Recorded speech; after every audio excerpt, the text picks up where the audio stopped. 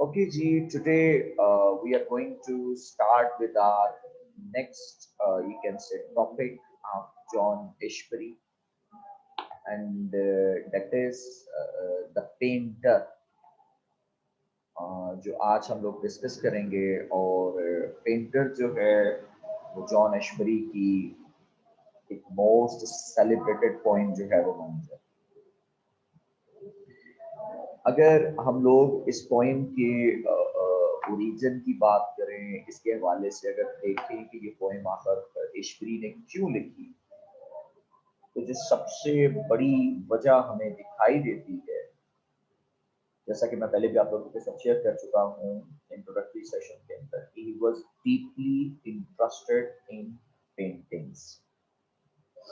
कि वो पेंटिंग में बहुत ज़्यादा अपनी दिलचस्पी दिखाता है, और उसका दिलचस्पी भी थी। और मोर और लेस मैंने प्रीवियस सेशन में भी आपको कहा कि ये सूरियलिस्टिक टेक्निक को फॉलो करने वाला शख्स, एब्स्ट्रैक्ट पेंटिंग आर्ट और पिकासो की जो पेंटिंग की जो टेक्निक थी उसका फॉलोअर था। इसकी पॉइंट्स को हम लोग पेंटिंग इन वर्ड्स कहते हैं। अल्फाज में जो तस्वीर हैं वो इसने हमारे सामने पोर्ट्रे करने की कोशिश की। पेंटर नो डाउट एक फुली रिप्रेजेंटेटिव पोएम है एशबरी एशबरी की और एशबरी की पोइट्री की। और एशबरी ने एक्चुअली इस पोएम के अंदर एक पर्सोना जो है वो क्रिएट करने की कोशिश की है, जिसके जरिए वो अपनी पोएटिक अर्ज को, या एक पोएट की जो पोएटिक अर्ज है वो उसको क्या करता है कि वो प्रेजेंट करने की कोशिश करता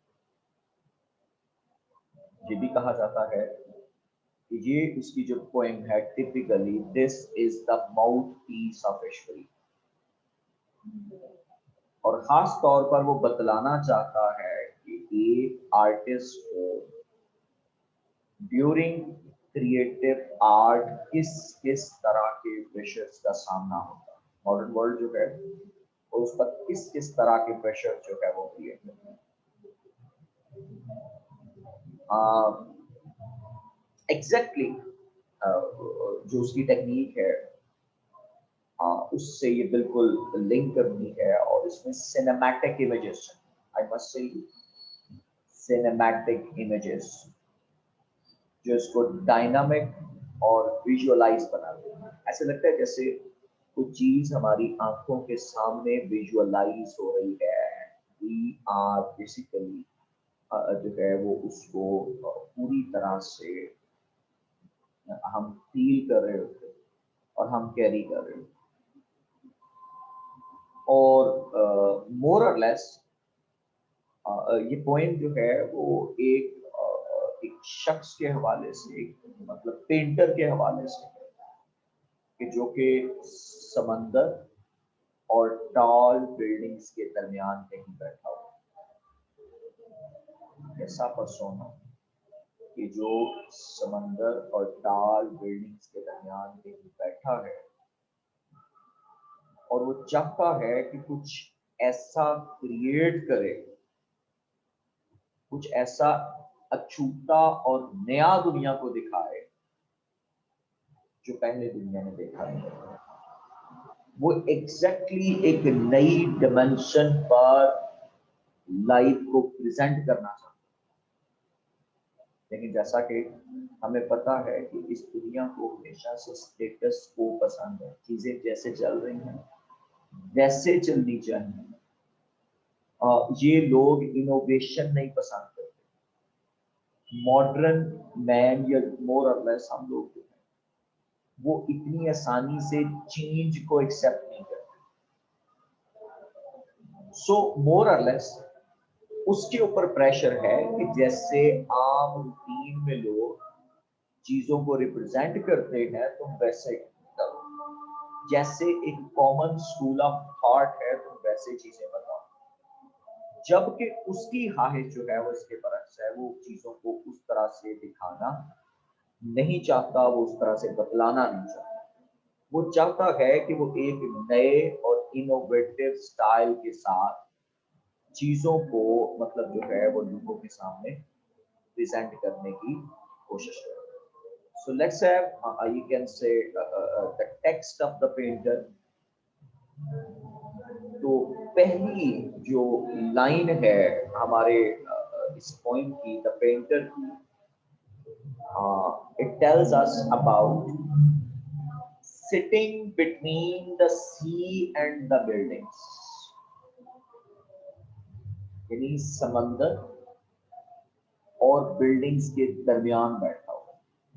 मोर और लेस उसकी कुछ आप जो हैयत है वो आप कुछ यूं आप अंदाजा कर सकते हैं कि जो है वो सामने उसके समंदर, पीछे उसके बिल्डिंग्स, और ये समंदर की मतलब जो है वो झमाझम लहरें जो हैं वो आ रही हैं उसकी तरफ, और पेंटर जो है वो इस जगह पर अपना कैनवस लेके बैठा हुआ, और वो एक्चुअली चाहता है कि वो इस सी को, ये जो समंदर है वो इसको पेंट करे. वेयर एज ये जो पीछे बिल्डिंग्स वाले हैं वो नहीं चाहते कि जनाब वो इस समंदर को पेंट करे, क्योंकि समंदर सी जो है वो एक इमयरेबल, एक न्यू सब्जेक्ट था. It was really a new subject, जिसको मतलब जो है वो कहते हैं कि जनाब ये जो तुम एक नया थीम, एक नया आप नई टेक्निक जो तुम लाने जा रहे हो, तुम इस टेक्निक को मत अपनाओ, तुम्हारे पास जो ऑलरेडी एक स्ट्रक्चर मौजूद है उसको फॉलो करो. तो उसका सारा ध्यान समंदर की तरफ है, जबकि वो कहते हैं कि तुम इस दुनिया को पेंट करो. ये जो हमारी जो सोसाइटी है, जो सोसाइटी के इर्द गिर्द चीजें हैं, तुम वो दिखाओ, तुम नया कुछ भी मत ट्राई करो. तो ये असल पूरी पोइम के अंदर एक कॉन्फ्लिक्ट जो है वो चलता है कि दो मतलब जो कॉन्फ्लिक्ट है, एक मैन वर्सेस मैन हमें नजर आता है, जो मैन वर्सेस सेल्फ, मालूम चाहता हूँ कि जो उसकी जात के अंदर कहीं मौजूद है, एक लड़ाई हो, और एक कॉन्फ्लिक्ट जो है वो मैन वर्सेस सोसाइटी हमें दिखाई देता है. कि जो सोशल प्रेशर्स हैं वो हमें चाहते हैं कि जनाब ये हमारी बातों के, हमारी जो अप्रोच है लाइफ की, उसके सामने सरेंडर करें. तो मोरल ये दो अप्रोचेस हमें यहाँ पैरेलल नजर आएंगी कि किस तरह से वो इन तमाम प्रेशर्स को बियर करने की कोशिश करता है. तो let's have the glimpse, you can say sitting between the sea. Sea बुनियादी तौर पर is a symbol of world. अगर लिटरेचर के अंदर देखा जाए, लिटरेरी तौर पर देखा जाए, तो it represents world, it represents the outlook of life.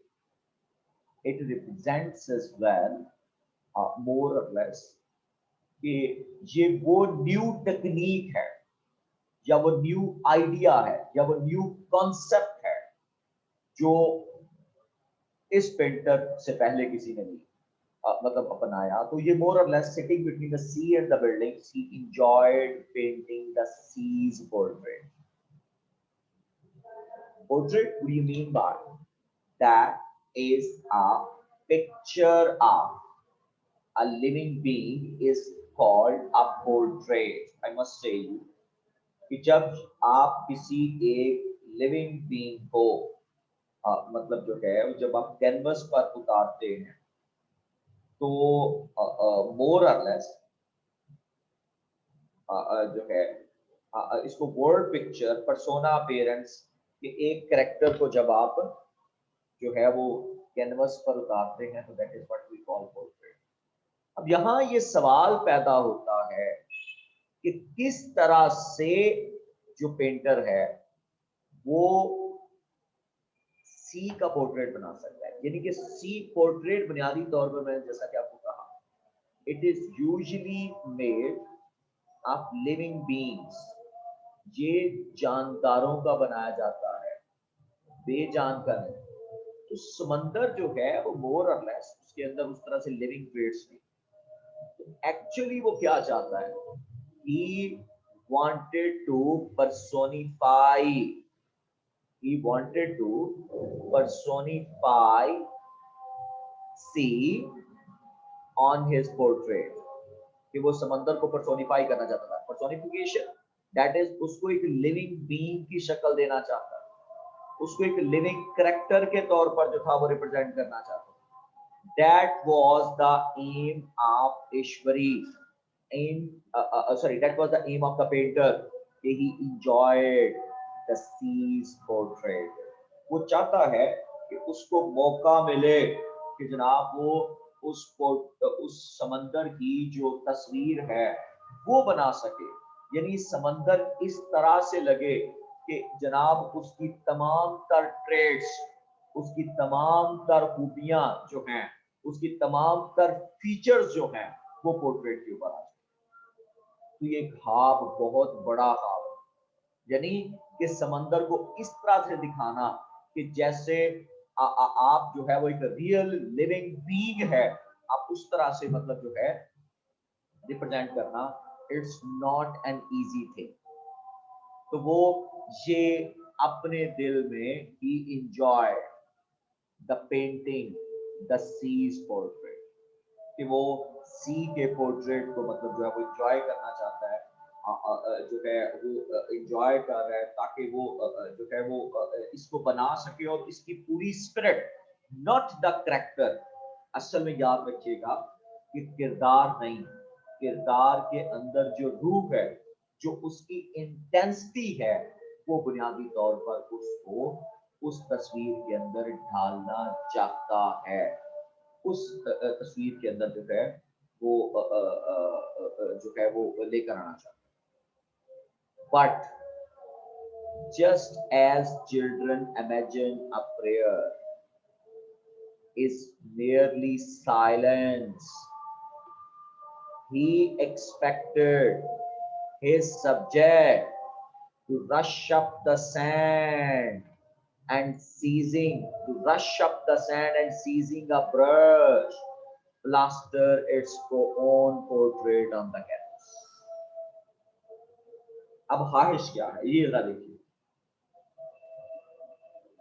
कि वो बुनियादी तौर पर but just as children imagine a prayer is merely silence, कि कभी हम लोग बच्चों को दुआ मांगते हुए देखें तो जिस तरह से वो हाथ उठा के दुआ मांग रहे हो, लेकिन वो खामोश हो, अल्फाज नहीं मिल रहे हो, ठीक है, या मांगने का पता नहीं होता। समहाउ बच्चे जो है वो बड़ों को देख के, तो बड़े तो दुआ मांग रहे होते हैं, बच्चे लिप्स हिला रहे होते हैं कि शायद ये जो है वो सिर्फ लिप्स का जो है वो सारा खेल सकता है। तो वो एग्जैक्टली इसी तरह से वो क्या कहता है, बट जस्ट एज सिवली देखिएगा कितनी शानदार यूज हुई है, but just as children imagine a prayer, जैसे बच्चे जो हैं वो दुआ में इमेजिन करते हैं, जैसे बच्चे जो हैं क्या इमेजिन करते हैं कि he expected his subject to rush up the sand, कि बच्चे इस फेथ के साथ, नो डाउट वो दुआ में कुछ नहीं मांगते, लेकिन हाथ उठाकर इस फेथ के साथ हाथ उठाते हैं कि जिस वक्त दुआ खत्म होगी हमारी चीज हमारे सामने होगी, हमारा जो डिजायर्ड जो एलिमेंट है वो हमारे सामने आ चुका होगा। तो जिस तरह से बच्चों की दुआ जो है इज मेयरली साइलेंस, और वो खामोशी से बस साइलेंट रह के अपनी कमिटमेंट और फेथ के साथ ये दुआ मांगते हैं कि मतलब जो है वो हमारा डिजायर्ड ऑब्जेक्ट जो है वो हमारे सामने आ जाए। इसी तर्ज के साथ वो उसके दिल में भी बच्चों की मानन दिल में एक खामोश दुआ उभरती, और वो दुआ क्या है, to rush up the sand. उसका जो सब्जेक्ट है, और सब्जेक्ट क्या है, we know very well, sea is his subject. समंदर जो है वो उसका सब्जेक्ट है, और वो क्या है, he expected his subject to rush up the sand, कि वो खुद जो है वो he expected his subject to rush कि सैंड, वो जो रेत है, वो जो साहल की रेत है, वो जो उसका मजमून है, वो खुद बे खुद कैनवस पे आके ढल जाए, प्लास्टर इट्स ओन पोर्ट्रेट। और बिल्कुल उसी तरह से ये एक लम्हे के लिए खामोश और इमोबाइल बैठता है, बिल्कुल कोई हरकत नहीं करता, जैसे बच्चे कोई हरकत नहीं करते, और इस बात को एक्सपेक्ट करता है बच्चों की मानंद। क्या एक्सपेक्ट करता है? कि जिस तरह से बच्चा ये एक्सपेक्ट करता है कि मेरी दुआ के बाद फौरी तौर पर मुझे वो चीज मिल जाएगी जिसकी वो ख्वाहिश कर रहा है, तो एग्जैक्टली ये भी साइलेंटली एक लम्हे की खामोशी से ये एक्सपेक्ट करता है कि जो मेरा सब्जेक्ट है, जो मेरी ख्वाहिश है, वो कुछ ही देर के बाद, कुछ लम्हे के बाद, या अभी फौरी तौर पर जो है वो इसके ऊपर ढल जाएगी, कि रशिंग अप द सैंड, कि वो उसका जो सब्जेक्ट है वो सैंड, मतलब ऑटोमेटिकली जो है सैंड जो है वो खुद उसके ब्रश को पकड़ेगी और उस सब्जेक्ट को, उस मतलब जो है उसका जो टॉपिक है, जो सी पेंट करने का, वो पूरी तरह से उसके ऊपर एग्जीक्यूट हो जाए, वो खुद ब खुद जो है वो नजर आ जाए। अब ऐसा वही सोच सकता है, ऐसा वही सोच सकता है कि जिसको ये लगता हो शायद मुझे वो चीज ना मिले, या जिसके ऊपर कोई प्रेशर नहीं। बच्चा इस नियत के साथ दुआ तो मांगता है कि पूरा हो जाए, लेकिन डर मौजूद होता है कि शायद ना पूरा। एग्जैक्टली सी की पेंटिंग क्या पूरी होगी या नहीं होगी, ये डर मौजूद है, और ये हाय शुभरी है कि काश मुझे कोई स्ट्रोक ना लगाना पड़े, मुझे कुछ ना करना पड़े, और खुद पे खुद वो जो सब्जेक्ट है वो मेरे कैनवस पे आके उतर जाए। कि जैसे एक बच्चा ख्वाहिश करता है कोई चीज उस